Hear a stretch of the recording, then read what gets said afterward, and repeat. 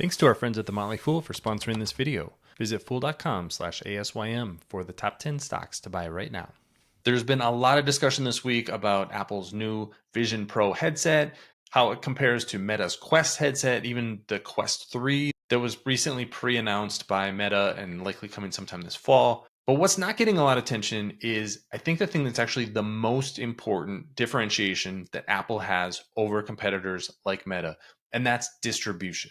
This isn't a sexy topic, but it's what's actually going to get headsets in people's hands. I have started a business in this space. I have put thousands of people into headsets. And so I maybe have a little bit different angle on this, but that's what I want to talk about today. My name is Travis Hoyam. Thanks for watching Asymmetric Investing. Please subscribe here on YouTube for all my content.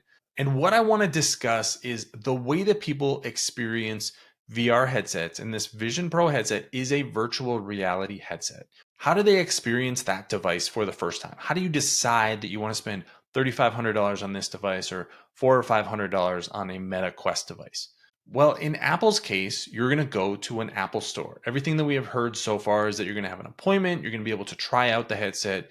They had a 30-minute demo that they put people through at Apple headquarters after the event. There will probably be an abbreviated version of that, maybe 15, 20 minutes that people will be allocated to actually try out the headset and see what it's like before deciding to spend that kind of money on a headset.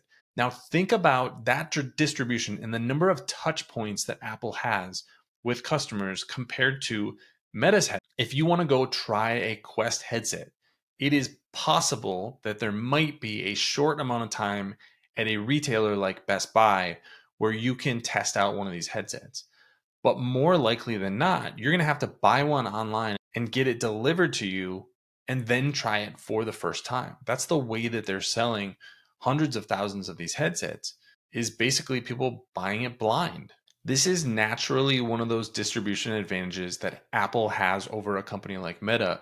And I think it's really interesting that Meta has had devices now for nearly a decade and has not figured out a better distribution strategy. There's not a corner in an electronics store where you can go in and spend 15, 20, 30 minutes in a headset before deciding whether you want to buy one. They haven't built out their own stores around the world where people can decide whether they want to buy one. So they're spending 15, 20 billion dollars a year building this technology, building these headsets, and then don't have a way to actually get them into people's hands and let them try them before buying the headset. Apple, on the other hand, has over 500 retail stores, and they're going to have a headset visible that you can touch and feel for thousands of people every single day. Not only that, but these demos that we're talking about, these are probably going to take place in a space where people can just sit and watch you. So not only are you going to expose this product to people who actually have it on their face and are actually trying the technology, but you're going to have people experiencing that by watching them and seeing their reaction, feeling their reaction. Do they get excited about it? What sort of experiences are they interacting with? What sort of value do they see from it? That's going to be incredibly valuable for Apple. And that's a touch point that Meta just simply doesn't have. Maybe it can't afford to with the low cost headsets, but I think distribution and how you actually introduce this technology, which is a new piece of technology that's very difficult to actually get somebody into VR, put a headset on them, get them into the right experience. Apple is going to have a ton of experience doing that, and they're going to do it extremely well, I think. Whereas Meta just simply hasn't figured out a way to do this, hasn't figured out that last mile of getting headsets into people's hands, making sure they have a great experience. That's going to be Apple's biggest differentiation long term. So is the Apple Vision Pro headset something that you want to try out? Let me know in the comments section below. Don't forget to follow Asymmetric Investing. Thanks for watching, everybody. See you here next time.